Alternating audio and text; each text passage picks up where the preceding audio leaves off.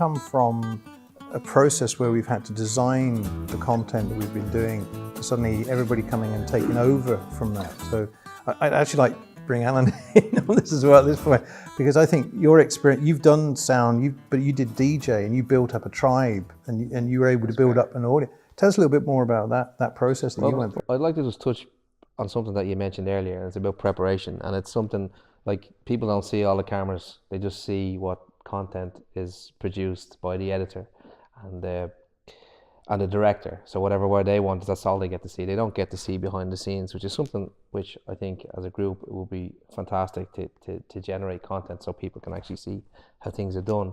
But touching on what you mentioned in relation to preparation. So George spent 4 or 5 hours, maybe even longer yesterday, checking all the cameras, doing all the batteries, checking the sound. And it's something that on each particular journey when we're going to execute something the day before, we always have to check and maintain. And it's something, again, people haven't a clue about. And I just think it'd be nice to encapsulate that on the journey and to be able to package it together for people to see how much time and effort and energy goes in and why it's done. And to talk about then about situations where if preparation isn't done, where the downfalls happen and why they happen and how they can be rectified. And even with the most due diligence on the preparation to make sure everything's working, then you have failures. You have LED failures, half lamps failing, you've got batteries failing, you've got SD card failures. You have all of these different things that can go wrong. Sometimes the autofocus doesn't work, sometimes the lenses are, they're just not doing what they're meant to do. And then even when everything is working, you hand over your card, your precious work that you've done for the day, to someone else in that chain of command. And for whatever reason, the card gets corrupted and you've lost your footage and you have to reshoot, and it costs money and time and effort. So the best preparation will normally lead you to the best results, but not necessarily. But it's actually a great thing that's coming full circle back to the concept of planning. You know, in the sense of you plan for success. Actually, no, you nearly plan for failure.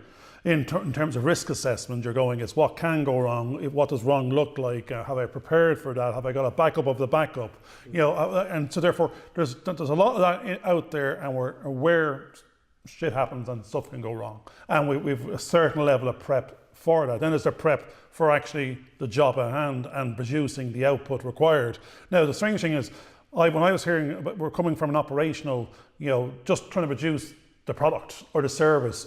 But at the same time, all that successfully working, in the absence of it successfully being consumed by the end customer and a paying customer, it doesn't matter how great the work effort was and all the planning and all the budgeting and production, if it was again in a silo of its own in terms of a function of production without the concept of business development, sales and marketing and a customer base and communicating to them. So what we found in our earlier chats was, we're an awful lot of time, we're all stuck in our silos, and most of the time those silos are in a production silo, and we're not aware of the interplay to these other functions of the business, and we're not treating all the functions with equal respect and budget and time and effort and so on and so on. So literally they're not mutually exclusive.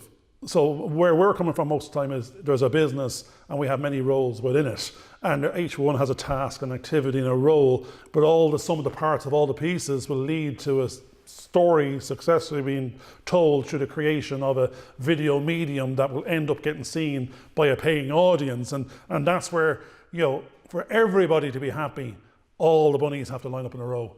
Otherwise, that we can be successful at any part, but if they stay in the silo, then something was delivered, but to who, at what cost? So it's interesting to go there's a mistake to be had, and the learning everywhere along the way, similarly so. So thanks for watching. Please subscribe and click that bell notification wherever it is. I don't know. I'm not editing this video. Just tune in next time.